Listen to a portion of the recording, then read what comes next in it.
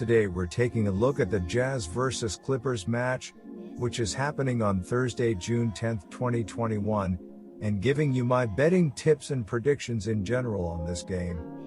Welcome back to High Stakes. Let's get straight into it. Also, don't forget to subscribe to get notified as soon as we release these sport prediction videos. And if you would like more betting tips and predictions, then check out our Patreon in the link down below.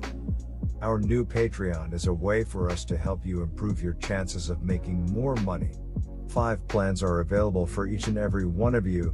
You can get 30 extra betting picks all the way up to 270 extra betting picks per month. Stop wasting hours and hours of your time searching the internet for some fake betting predictions and losing your money because of it. Join High Stakes Patreon now and get the best betting picks and advices instantly. The Los Angeles Clippers advanced to this point by going 47-25 during the regular season and grabbing the number 4 seed in the Western Conference. In the first round of the playoffs, the Clippers dropped the first 2 games of the series at home but bounced back to defeat the Dallas Mavericks in 7 games. Kawhi Leonard left his championship team in Toronto to come to Los Angeles and build another winning team with George. He didn't come all of this way to get left on an island as the team's only superstar. So George needs to step up on both ends of the floor. This isn't the first series they've faced a special player on the other team. They just knocked off the Dallas Mavericks with Luka Doncic wrecking games. The Clippers are led by Kawhi Leonard, who is averaging 31 ppg in the postseason, after averaging 24.8 ppg in the regular season. Paul George is second on the squad with 23.1 playoff points per game and a team-best 9.1 rebounds in the playoffs per game after averaging 23.3 ppg and 6.6 rebounds during the regular season. Playoff P. George, however, has been inconsistent and looked more like Pandemic P at times during his 2 seasons with Los Angeles in the playoffs. George went 4 for 17 shooting from the floor in Game 1, although he managed to finish with 20 points and 10 rebounds. It will be hard for Los Angeles to advance much further unless they get better play from George in the series moving forward. Overall, the Clippers shot 42.4%, 26-85, from the floor, 38.1%, 16-42, from 3, and 87.5%, $87.50, from the line in the series opening loss. They can do the same to Mitchell and the Jazz. The Clippers are still a top 10 defensive team with one of the top 5 best players in the world in Leonard. If George steps up, this is an entirely different series. They have a strong tendency of responding well to adversity. The problem comes in sustaining that level of excellence they suddenly put on display when the entire world is talking about them in a negative light. The Utah Jazz went 52-20 during the regular season and finished with the best record in the NBA. After defeating the Memphis Grizzlies in 5 games in the first round, the Jazz now has a 1-0 series lead over the Clippers. In Game 1, Donovan Mitchell led Utah with 45 points on 16 of 30 shooting from the field, followed by Bojan Bogdanovic and 6th Man of the Year Jordan Clarkson with 18 points. Paul George is taking in everything being said about him, and he'll show up on Thursday night and shove those criticisms back in people's faces. The Jazz were the more physical basketball team on defense, and Donovan Mitchell played like he was the best player on the floor, period. Utah's star guard went off for 45 points, which helped him tie legendary Jazz star Karl Malone's franchise record with 440-plus scoring performances in the postseason.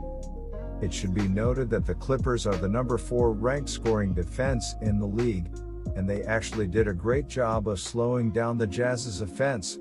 If not for an otherworldly performance from Donovan Mitchell, we could be talking about the Clippers being up 1-0 in the series. Despite George's sluggish start, the team was still in a good position to pull off an upset. Good luck stopping the Jazz when Mitchell is that hot from the floor. Utah went 40.7%, 37-91, from the floor, 34 and 17 to 50, from 3, and 80.8%, 21-26, from the line in the victory on Tuesday. The Jazz was without Mike Conley. WH averaged 16.2 points and 6.0 assists per game during the regular season due to a hamstring injury. Conley is questionable for Game 2. But it wasn't just Mitchell. Gobert also stepped up defensively on a night when the Jazz didn't have their best shooting performance. So an argument could be made that the Clippers haven't even seen the best version of Utah yet. What happens when Jordan Clarkson and Bojan Bogdanovic start heating up as well?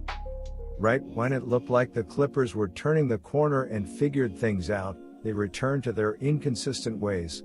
The Clippers have no chance in this series if Paul George continues to struggle from the field. The Jazz are too deep and too balanced of a team to lose to a team not playing its best. We're not being asked to lay anything crazy here. My first betting advice for that game is to pick Utah Jazz -3.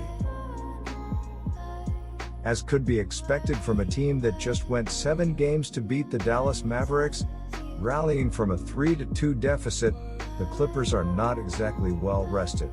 They had 1 day off before it was off to Utah for Game 1 of their second-round series with the Jazz, where they lost 112-109. The Los Angeles Clippers are averaging 110.9 points on 47.9% shooting and allowing 106.8 points on 44.9% shooting. Kawhi Leonard is averaging 31 points and 7.8 rebounds, while Paul George is averaging 23.1 points and 9.1 rebounds. Reggie Jackson is the third double-digit scorer, and Marcus Morris Sr. is grabbing 3.9 rebounds. The Los Angeles Clippers are shooting 37.4% from beyond the arc and 84.6% from the free throw line. The Los Angeles Clippers are allowing 38% shooting from deep and are grabbing 42 rebounds per game. The Clippers built a 13-point lead at halftime, but then the Jazz rallied with a strong third quarter and held on for the win. The Clippers were led by Kawhi Leonard, who had 23 points, and Paul George, who added 20 points and 10 rebounds. Luke Kennard had a good game of the bench with 18 points, while Ivica Zubac added 11 points and 6 rebounds. Serge Ibaka remains questionable for Game 2. The Jazz had a few more days to rest than the Clippers, yet they came out sluggish in Game 1 at home. The Clippers raced out to an early lead and held a 13-point halftime lead. But the Jazz clamped down defensively in the second half, and Donovan Mitchell ramped up offensively to lead Utah to the 112-109 Game 1 win. The Utah Jazz are averaging 121.5 points on 47.4% shooting and allowing 114 points on 46.1% shooting. Donovan Mitchell is averaging 31.8 points and 5.6 assists, while Jordan Clarkson is averaging 18.5 points and 1.3 assists.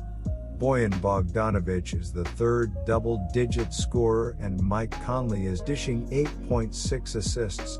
The Utah Jazz are shooting 39.3% from beyond the arc and 84.1% from the free throw line. The Utah Jazz are allowing 34% shooting from deep and are grabbing 45.7 rebounds per game. Mitchell led the Jazz with 45 points, draining 6 three-pointers. Bojan Bogdanovic and Jordan Clarkson each added 18 points, while Rudy Gobert had 8 points and 12 rebounds. The Jazz only shot 40% but drained 17 three-pointers. They played without Mike Conley, their all-star point guard, who was out with a hamstring injury. Conley is questionable for Game 2. My second betting advice for that game is to pick over 221. Good luck to all of you. That's it for this video. Stay tuned and stay safe for the next betting tips and advice.